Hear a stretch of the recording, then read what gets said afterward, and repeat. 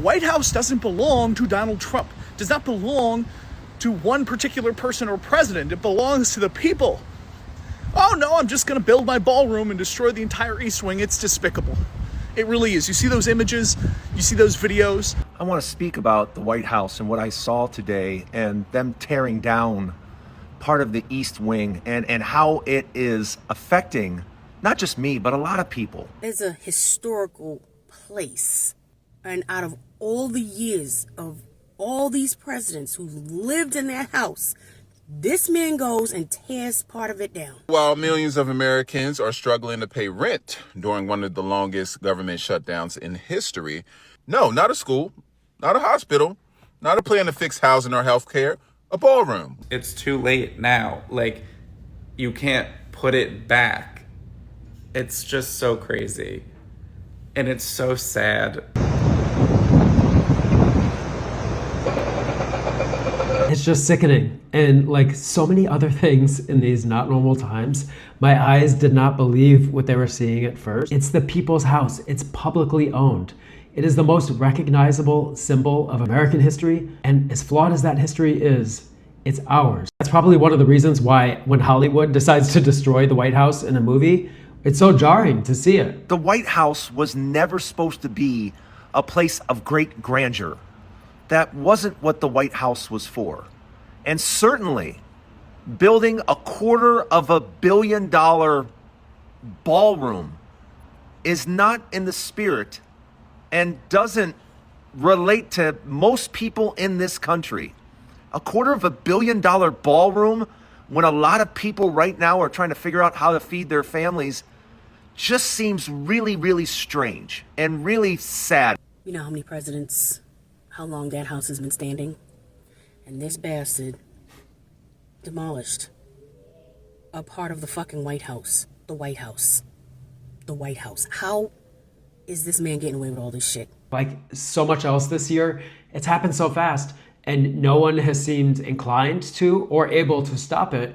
So we get headlines like this. Can anyone stop Trump's teardown of the East Wing? No one could stop the president from tearing down much of the East Wing this week. Our hands are tied, said Rebecca Miller. She's with the DC Preservation League, adding that normally government officials discuss major projects with preservationists, but not this time. Very frustrating that there's nothing that the organization can do from a legal or advocacy perspective. I'm an architect and interior designer in New York, and I've done a lot of historical projects. I've done townhouses that are historical in New York. I've done almost 200-year-old estates in the Hamptons. I've done a lot of historic preservation work, and you have to go through so many different boards of approval to do something as simple as, change a window. So it's really insane to watch a historically protected building, which is the people's house, that man does not own, and he, unchecked, was able to just get a bulldozer in there and just start ripping down historic portions. It's just crazy that nobody was like, you can't do this. And like, it's too late now. Like, you can't put it back.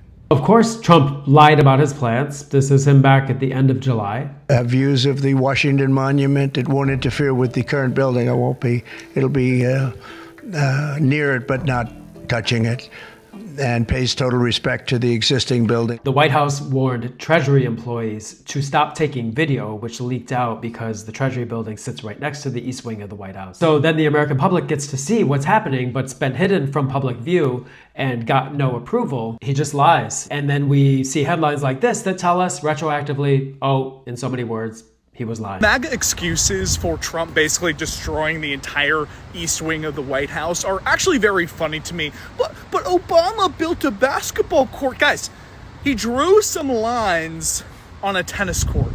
Donald Trump is literally taking a bulldozer and destroying half of the White House after telling people that he wasn't going to touch the East Wing. And again, the excuses of, well, Obama did it or FDR did it.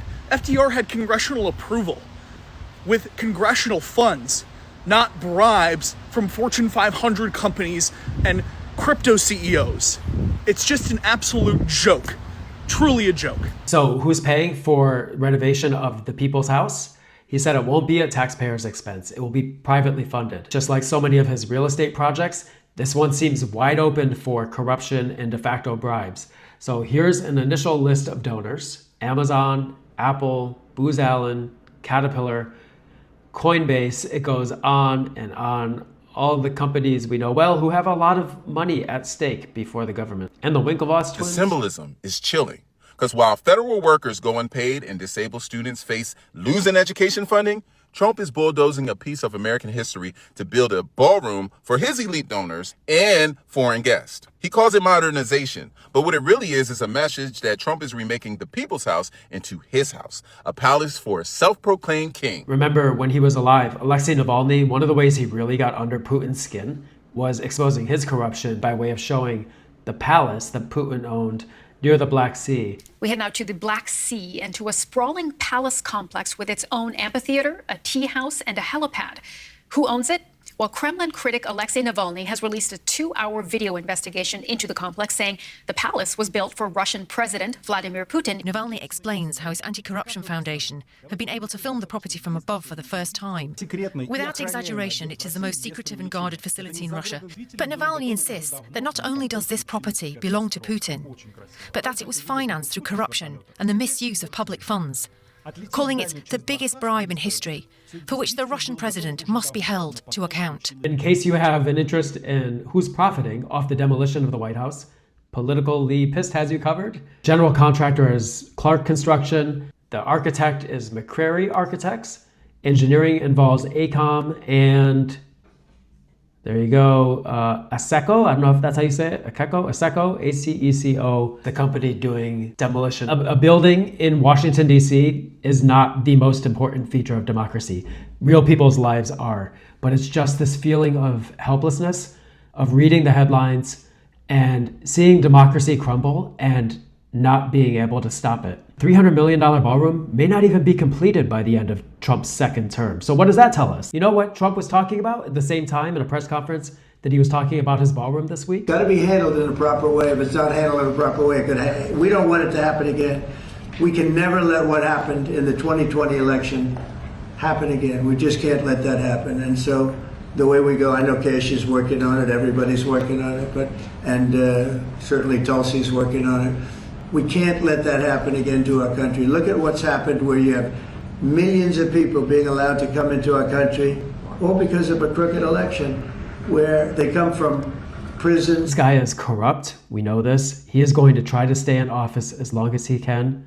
And this $300 million ballroom and destruction of the people's house is just another sign of it. A view from the airplane flying out of DC. There it is.